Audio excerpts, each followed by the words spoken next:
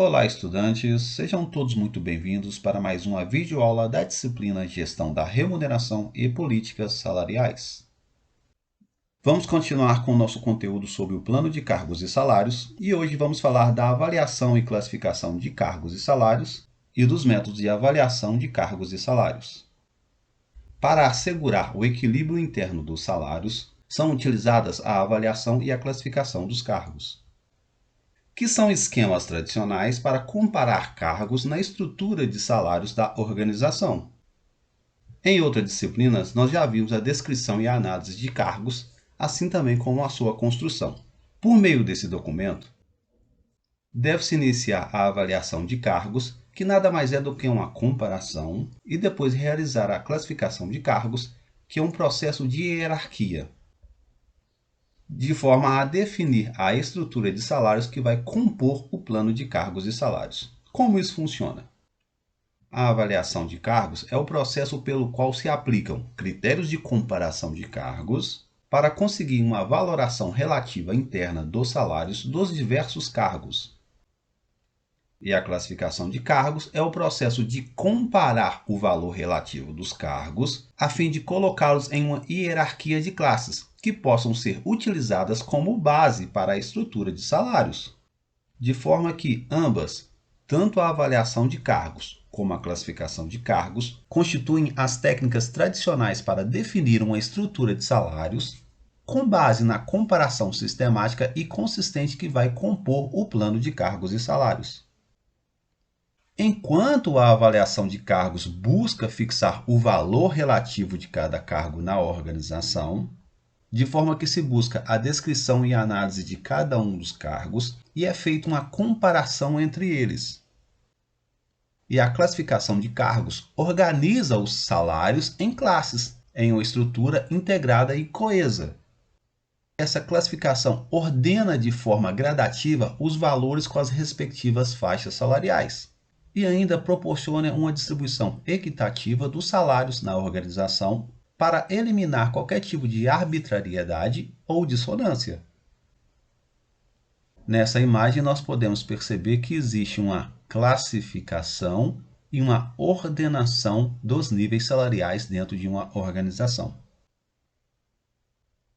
Portanto, a avaliação de cargos visa a obtenção de dados que permitam uma conclusão acerca do valor interno relativo de cada cargo na organização, ou as características das pessoas que ocupará o cargo. Este processo indica as diferenças essenciais entre os cargos ou as pessoas sob um ponto de vista quantitativo ou qualitativo. E pode ser complementada por outros procedimentos como negociações com sindicatos, pesquisas de mercado de salários, tendências, entre outros. E buscam obter informações sobre os cargos a partir da descrição e da análise de cargos. E por meio dessa análise, permite ao analista tomar decisões comparativas entre eles.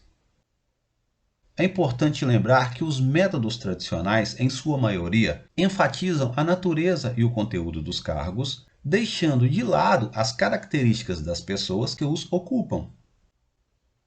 E modelos mais avançados, como o último modelo que vamos ver hoje, conhecido como modelo de avaliação de pontos, nota-se uma tendência a incluir fatores relacionados às características pessoais, ou até mesmo valorizar o desenvolvimento humano dentro das organizações. Sobre métodos tradicionais de avaliação de cargos, estes modelos fundamentam-se nas informações oferecidas pela descrição e análise de cargos sobre o que o ocupante faz, quando faz, como faz, onde faz e por que faz. Como citado, somente os modelos mais avançados, como o de avaliação de pontos, valorizam o ser humano e consideram as características humanas neste processo. Devemos entender que existem vários métodos e todos eles são comparativos. Eles comparam os cargos entre si, comparam os cargos com critérios, como categorias ou fatores de avaliação, tomados como base de referência. Dos diversos modelos existentes, nós vamos ver os 4 principais métodos tradicionais, e entre eles são método de escalonamento simples, método de escalonamento simultâneos ou método de categorias pré-determinadas, método de comparação por fatores. Estes três métodos tradicionais enfatizam a natureza e o conteúdo dos cargos, deixando de lado as características das pessoas que ocupam estes cargos. Já o modelo de avaliação de pontos, apesar de ser considerado como um modelo tradicional, tem suas aplicações com ajustes contemporâneos, onde enfatizam tanto a natureza e o conteúdo dos cargos, como as características das pessoas que os ocupam. Vamos falar sobre cada um deles. O primeiro modelo, método de escalonamento simples, também chamado de comparação simples, também conhecido como Job Ranking. É o modelo mais primário de todos e consiste em dispor os cargos em um rol, crescente ou decrescente, em relação a um critério escolhido, que funciona como padrão de comparação. É considerado um modelo primário, pois utiliza um único critério para o escalonamento, e os cargos são dispostos de forma crescente ou decrescente. E realiza a comparação cargo a cargo pelo critério escolhido, tendo o critério escolhido como base de referência a complexidade, a responsabilidade, a importância, entre outros. E reforçando, é um método bastante rudimentar. A comparação entre os cargos é global e sintética, superficial e sem considerar nenhuma análise mais profunda. Os passos para a utilização deste método são: a descrição e análise de cargos, considerando a informação sobre os cargos, que deve ser montada e registrada em um formato padronizado e ajustado ao critério a adotar para facilitar a avaliação dos cargos. Face à definição do critério de comparação entre os cargos, definindo os limites superiores e os limites inferiores, com que o critério escolhido se apresenta na organização. Mais uma vez a imagem, temos aqui o limite inferior e o limite superior. Face à comparação dos cargos com o critério escolhido e o seu escalonamento em um rol crescente ou decrescente em relação a este critério. E o rol constitui a própria classificação dos cargos. É importante falar desse modelo porque os modelos mais avançados utilizam-se dos critérios de limites inferiores e limites superiores e se utiliza também do rol de classificação, porém com aplicações mais avançadas. Vamos ver o segundo, que é o método de escalonamento simultâneos ou método de categorias pré-determinadas, também conhecido como Job Classification, e é uma variação do método anterior, que é o método de escalonamento simples. Vejam que nós temos escalonamentos simultâneos dentro deste modelo, que de certa forma faz a divisão e a separação dos cargos em categorias pré-determinadas para cargos não classificados, cargos classificados e cargos especializados. E após a determinação das categorias pré-determinadas, aplica-se o método de escalonamento simples em cada uma delas. Vamos compreender com maior profundidade. Vejam só, neste modelo nós temos a linha de salários e a linha do critério de escalonamento escolhido. Este modelo faz a separação das categorias pré-determinadas em cargos não qualificados, cargos qualificados e cargos especializados. E para cada uma dessas categorias deve-se definir os limites inferiores e os limites superiores. Assim também é feito para demais categorias, incluindo também os limites inferiores e superiores para cada uma delas. Vejam que para cada categoria pré-determinada, para cargos não qualificados, nós tivemos os limites inferiores e superiores, cargos qualificados, limite inferior e superior, e cargos especializados, limite inferior e limite superior. Vejam que existe uma sobreposição entre eles. O limite superior dos cargos não qualificados ficou acima dos limites inferiores dos cargos qualificados.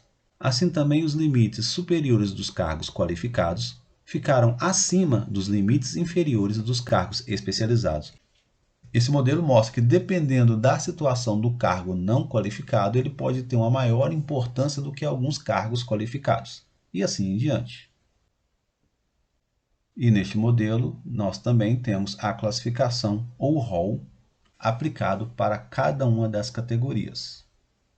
Vejam que temos uma classificação crescente, dependendo do critério de escalonamento escolhido.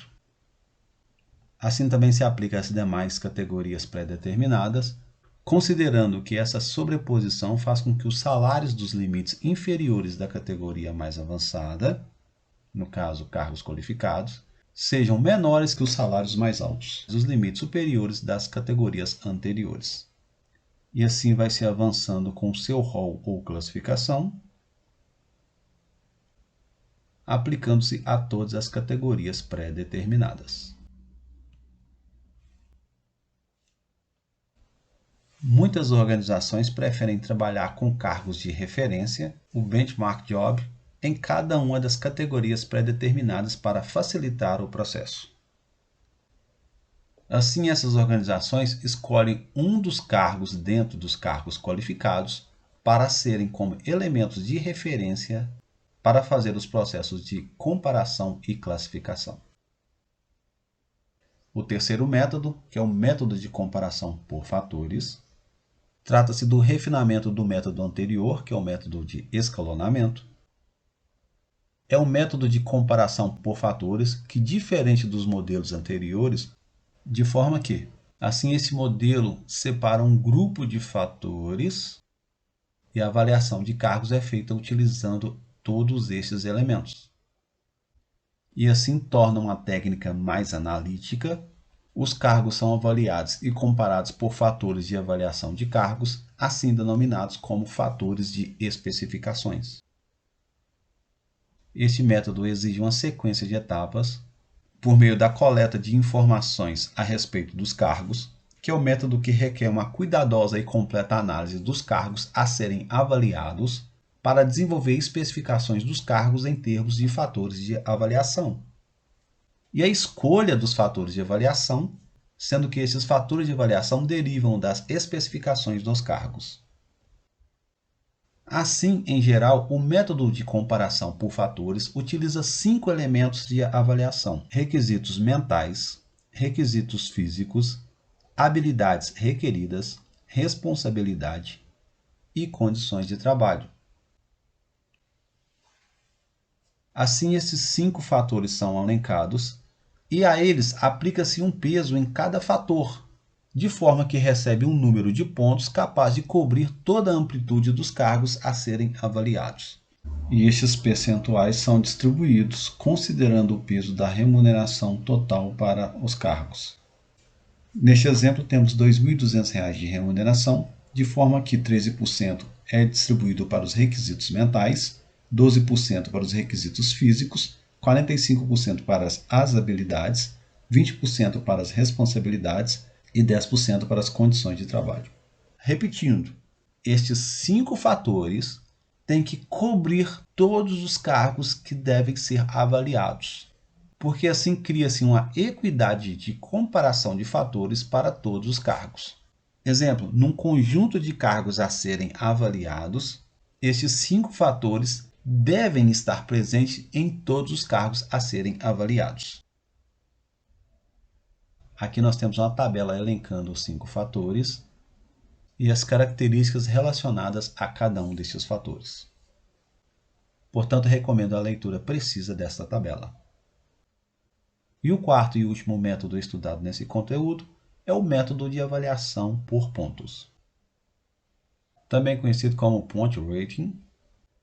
Este modelo tornou-se o método mais utilizado no mundo, visto que sua técnica é analítica, pois os cargos são comparados por fatores de avaliação com valores em pontos. E também é uma técnica quantitativa, pois são atribuídos valores numéricos ou pontos para cada aspecto do cargo, tendo assim um valor total e obtido para cada cargo pela soma dos valores numéricos obtidos. E este método consiste em valorizar o cargo por diversos fatores, considerando a sua importância estratégica na organização, e ainda busca a valorização do indivíduo, considerando as suas habilidades, competências e aspirações. E o método utiliza as seguintes etapas. A primeira, a elaboração das descrições e análises dos cargos a serem avaliados, a escolha dos fatores de avaliação, a definição dos fatores de avaliação, a graduação dos fatores de avaliação, a ponderação dos fatores de avaliação e, por último, a atribuição de pontos aos graus dos fatores de avaliação. Vamos ver cada um desses passos, sendo que o primeiro, a elaboração das descrições e análises dos cargos a serem avaliados, e nada mais é do que utilizar a descrição de cargos, que tem muita relação com as atividades a serem executadas, de forma que descreve os aspectos e informações que estão relacionados a um cargo, que somada à análise de cargos, descreve os requisitos relacionados à pessoa que ocupa o cargo, onde nós teremos a descrição e análise de cargos, que descreve todas as informações e requisitos que estão relacionados a um cargo. Este assunto já foi estudado em outra disciplina. E este primeiro passo consiste em analisar este documento, porém com um olhar mais voltado à remuneração. O segundo passo é a escolha dos fatores de avaliação. Funcionam como critérios de comparação e avaliação dos cargos. Deve-se utilizar poucos fatores capazes de permitir a comparação e avaliação de todos os cargos. Os fatores escolhidos devem ter duas características: a universalidade, os fatores devem estar presentes em todos os cargos, e a variabilidade. Estes fatores devem apresentar diferentes valores em cada cargo. E no exemplo para a aula de hoje, foram selecionados 5 fatores. O fator 1, que deve atender aos requisitos mentais em relação à instrução. Portanto, esse fator deve atender à universalidade e à variabilidade. A universalidade, todos os cargos devem ter como elemento de comparação a instrução. E a variabilidade, todos os cargos têm que apresentar desde o nível inferior de instrução até o nível superior de instrução. Já o fator 2 também deve atender aos requisitos mentais, considerando, neste caso, a experiência, onde a universalidade tem que estar presente para todos, deve-se comparar a experiência de todos os cargos, e a variabilidade também deve estar presente em todos, definindo o limite inferior de experiência e o limite superior de experiência. O fator 3 e o fator 4 devem atender aos requisitos relacionados às soft skills, o 3 considerando habilidades e o 4 considerando competências. Já o quinto deve atender aos requisitos relacionados à responsabilidade.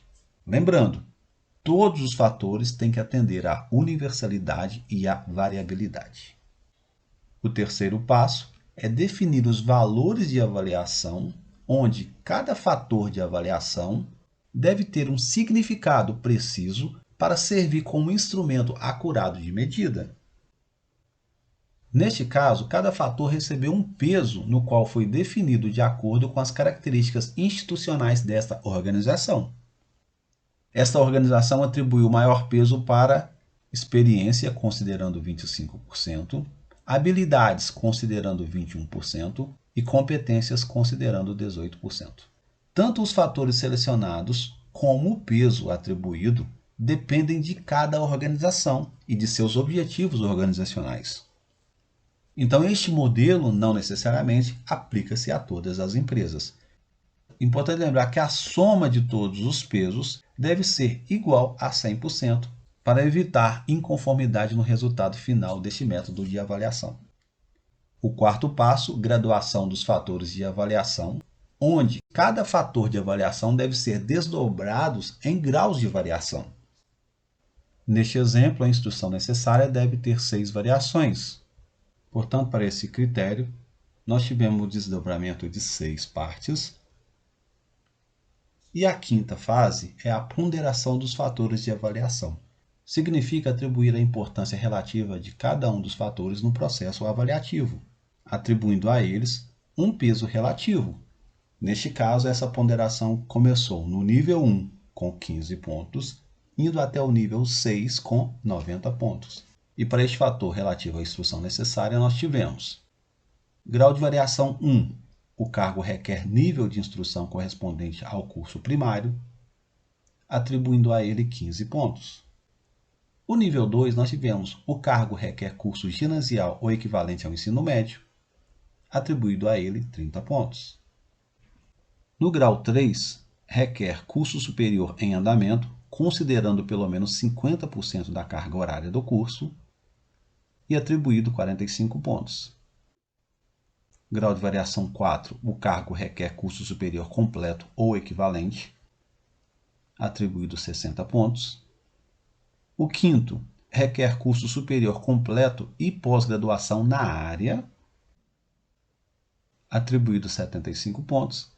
E o sexto, requer superior completo e pós-graduação na área e ainda uma especialização específica, e para ele atribuído 90 pontos.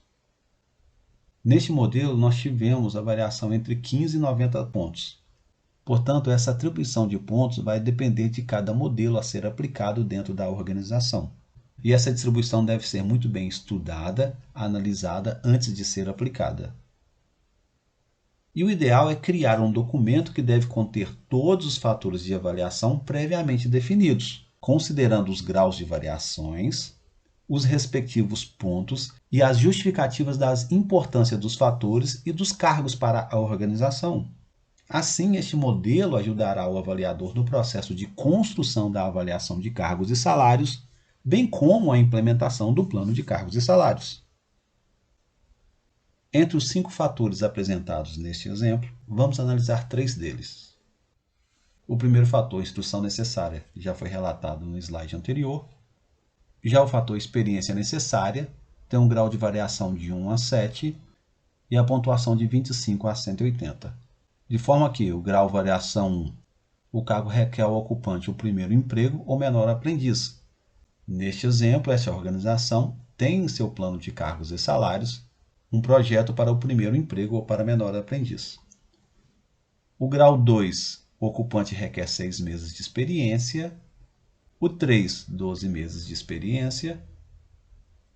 O 4, 2 anos de experiência. O 5, 4 anos de experiência. O 6, 6 anos de experiência. E o 7, 10 anos de experiência. De forma que o primeiro grau atribui-se 25 pontos e o último grau atribui-se 180 pontos. Já o fator habilidades necessárias, o grau de variação vai de 1 a 6, de forma que o cargo requer que o ocupante tenha habilidades de nível 1 para o primeiro cargo, com 25 pontos, habilidade nível 2 para o segundo grau de variação, com 50 pontos, nível 3 para o grau de variação 3 e 75 pontos, nível 4 para grau de variação 4 pontos com 100 pontos, nível 5 para grau de variação 5 pontos e atribui 125 pontos, e o nível 6, grau de variação, e atribui 150 pontos. Este modelo foi aplicado com níveis de variações entre as habilidades, visto que cada cargo requer um tipo de habilidade necessária. Então, neste plano de cargos e salário, deve-se ter uma tabela de habilidades para cada cargo específico dentro da organização, e essa tabela servirá como parâmetro para fator de comparação para a construção neste método de avaliação. A sexta etapa do método de avaliação por pontos consiste na atribuição de pontos aos graus dos fatores de avaliação. É a atribuição de pontos a cada cargo de acordo com os fatores de avaliação. Vejam que nesse modelo foi construída uma tabela constando os fatores, cargos, as pontuações necessárias e o salário que deve ser atribuído a cada um dos cargos. Na primeira coluna, nós temos os cargos, atribuídos de acordo com as suas responsabilidades, assim classificados como auxiliar júnior, auxiliar pleno e auxiliar sênior. Assim também analista júnior, analista pleno e analista sênior. Também encarregado nível 1, encarregado nível 2, supervisor nível 1, supervisor nível 2, gerente nível 1 e gerente nível 2. Na segunda coluna temos o fator de avaliação instrução, com seus graus de variações e os pontos atribuídos a cada um dos graus. Assim também o fator de avaliação experiência, com grau e pontos, fator de avaliação habilidades, com grau e pontos, fator de avaliação de competências, com graus determinando tipos para cada um dos cargos e a pontuação necessária para cada um desses tipos, mais o fator de avaliação responsabilidade, com seu grau e pontuação, e também riscos envolvidos. Na penúltima coluna nós temos o total de pontos, que é o somatório de todos os pontos de todos os fatores de avaliação, e este total de pontos é convertido na última coluna com o salário atual ou salário a ser aplicado para cada um desses cargos. Neste modelo nós temos o auxiliar júnior, que entra com salário de 1.200, e podemos ter uma evolução de salário até o gerente de nível 2 com 6.500. Ao analisar cada um dos fatores de avaliação, nós veremos que, para o cargo de analista júnior, o grau de variação necessário exigido é 2, pois este cargo requer curso ginasial ou equivalente ao ensino médio e são atribuídos, a este momento, 30 pontos. Para o analista pleno, o grau de variação passa a ser o 3, pois este cargo requer o curso superior em andamento, considerando pelo menos 50% da carga horária do curso, e a ele é atribuído 45 pontos. Para esta pessoa se tornar auxiliar sênior, existe a necessidade de pular para o grau de variação 4, pois o cargo requer curso superior completo ou equivalente, e é atribuído a ele 60 pontos. Vejam que por este modelo é possível perceber o movimento para o planejamento da carreira desse indivíduo dentro da organização, pois um analista júnior ele pode se programar dentro da organização para se tornar um auxiliar sênior mediante a sua formação. E essa pessoa, por exemplo, pode almejar o cargo de analista sênior, mas para chegar a esse patamar, além de ter o curso superior completo e a pós-graduação na área, é necessário que ele faça uma especialização específica para a função. E estes pontos serão somados a cada um dos fatores de avaliação para compor o salário total da pessoa dentro desta organização. Vamos analisar agora o fator de avaliação experiência. E seguindo o exemplo anterior, para essa função, o analista júnior precisa ter o grau 1, pois o cargo requer ao ocupante o primeiro emprego, ou seja, menor aprendiz, e neste momento é atribuído a ele 25 pontos. Após 6 meses no cargo e ao adquirir esta experiência, essa pessoa pode avançar para o grau de variação 2 e ser atribuída a ela 50 pontos. Com 12 meses de experiência, passa para o grau de variação 3 e a ele é atribuído 75 pontos. Observe nesse modelo que essa pessoa avançou do grau de variação 1 para o 2 sem mudar de cargo. Essa dinâmica desse modelo permite que as pessoas possam ser mais bem remuneradas de acordo com cada atribuição relativa a seu grau de variação. Observe nesse modelo que o analista júnior, que estava com grau de variação 1, ao completar 6 meses, ele muda para o grau de variação 2, sem mesmo mudar de cargo. Consequentemente, essa mudança de variação vai elevar a pontuação de 25 para 50 e automaticamente esta pessoa vai ter um ajuste salarial ao completar 6 meses no cargo, sem necessariamente ter que mudar de função. Esta é a dinâmica interessante deste modelo de avaliação de pontos. E ao completar 12 meses, atendendo todos os demais requisitos, esta pessoa pode ter esta evolução na carreira, passando de auxiliar júnior para auxiliar pleno, e automaticamente também terá a sua variação de pontos, que refletirá em um ajuste de salários para esta pessoa. Para atingir o cargo analista sênior, é necessária essa mudança no grau de variação, pois o cargo requer que o ocupante tenha 2 anos de experiência no cargo e, consequentemente, a variação de pontos para 100. Vejam que o analista sênior, assim como no modelo anterior, requer um grau de variação 7, e à medida que a pessoa vai adquirindo experiência no cargo, o grau de variação vai elevando. Neste exemplo, o 5 para 4 anos, 6 para 6 anos e 7 para 10 anos. Que neste exemplo, para essa pessoa chegar a analista sênior, é necessário que ele tenha 10 anos de experiência. Outro detalhe interessante, vejam que para chegar no cargo de encarregado 1, não necessariamente é exigido a ele uma experiência de muitos anos para o cargo, visto que uma das skills do encarregado está relacionado à liderança de pessoas. E essa pessoa que atende ao requisito de liderança de pessoas e tenha 12 meses de experiência no cargo, ela está apta para candidatar-se ao cargo de encarregado. Vamos ver outro fator de avaliação em relação às habilidades necessárias. Antes de falar sobre habilidades necessárias ou competências necessárias, é importante entender que cada cargo exige os seus requisitos relacionados às habilidades necessárias para aquele cargo, e assim também como as competências necessárias para aquele cargo. Um exemplo, as habilidades e competências necessárias para o cargo de analista júnior são diferentes das habilidades necessárias e competências necessárias para um torneiro mecânico, visto que o fundamento da função são totalmente distintos. Então, para a construção de um plano de cargos e salários, deve-se criar uma tabela de habilidades necessárias, uma tabela de competências necessárias para cada cargo. Portanto, nesse modelo, nós temos um conjunto de habilidades necessárias e um conjunto de competências necessárias que deve ser atribuído a cada um dos cargos aqui relacionados. Reforçando o exemplo, eu não posso fazer uma comparação precisa de uma pessoa que trabalha como auxiliar de escritório com as pessoas que trabalham dirigindo um ônibus ou um caminhão.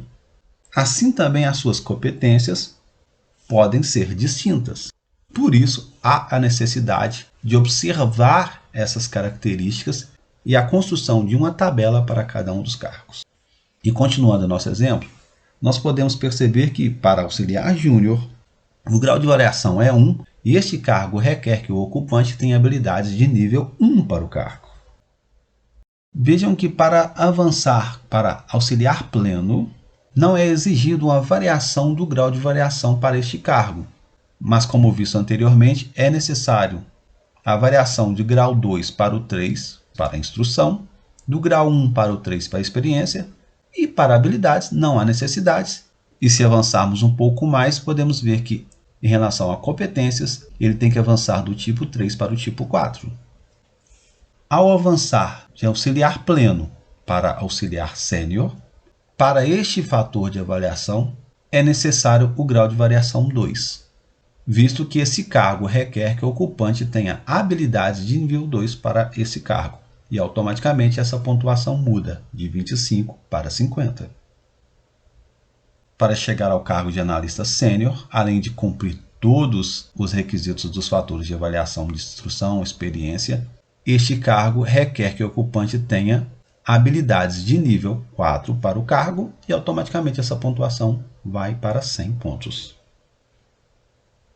Vejam que para atingir o cargo de encarregado 2, supervisor 2 e gerente 1, estes cargos requerem que o ocupante tenha habilidade de nível 4 para estes cargos. Portanto, podemos ver que a construção dessa tabela está relacionada a cada um dos fatores de avaliação correspondente ao seu cargo em questão. Assim também, essa atribuição de graus deve ser aplicado a todos os fatores de avaliação. E neste modelo nós vimos instrução, experiência e habilidades, mas também devem ser aplicadas a competências, responsabilidade e riscos envolvidos. O somatório de todos estes pontos formarão a pontuação total para cada um dos cargos. Vejam que auxiliar júnior, somando todos estes pontos, nós teremos 120 pontos. Analista júnior, nós teremos 300 pontos. Supervisor 1, nós teremos 425 pontos. Gerente 2, nós teremos 605 pontos.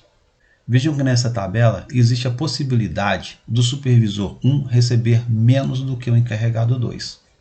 Isso porque essa valorização dos graus de variação tem uma relação muito forte a cada um dos cargos. E este modelo entendeu que o encarregado 2, para esta organização, tem mais valor que o supervisor 1. Lembra no segundo método, que é o método de escalonamento simultâneo, onde é classificado por cargos não qualificados, cargos qualificados e cargos especializados, onde existe uma sobreposição dos cargos não qualificados sobre os cargos qualificados e dos cargos qualificados sobre os cargos especializados? Aquele modelo explica por que neste modelo o supervisor 1 tende a receber um pouco menos que o encarregado 2. Neste modelo nós fizemos uma conversão simples de pontos para salários, que foi a multiplicação por 10, mas não necessariamente nos demais modelos que devem ser construídos deve-se utilizar esta mesma regra. É possível também fazer uma valorização dos cargos em relação a essa transformação de pontos para o salário atual.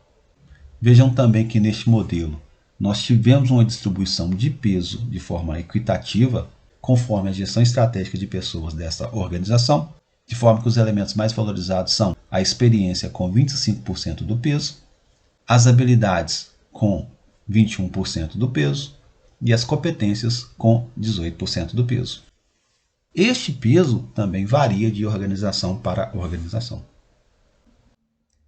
E por fim, é importante reforçar que este modelo funciona muito bem quando utilizado formas de remunerações variáveis, de modo que dois ocupantes de um mesmo cargo que atendem a fatores diferentes possam ter remunerações diferentes, visto que as pontuações de fatores específicos podem estar atribuídas a cargos distintos ou a mesmo à pessoa que ocupa o mesmo cargo. Assim, é possível que o analista júnior que tenha pós-graduação possa receber mais do que outro analista com apenas graduação, ou mesmo realizar a promoção vertical de um auxiliar que atenda partes de alguns requisitos, como habilidades e competências, quando assumir determinadas funções, mesmo que ainda não tenha a instrução necessária ou experiência necessária para tal. Este é um dos modelos mais utilizados pelas empresas, ou é a base de outros modelos mais contemporâneos que existem na atualidade. É muito importante que o gestor de pessoas tenha conhecimento desses fatores, visto que na determinação de uma função, de um cargo ou de um salário, ele possa ter as noções básicas de classificação e de construção destes modelos. Por hoje é só, pessoal, e até o próximo encontro.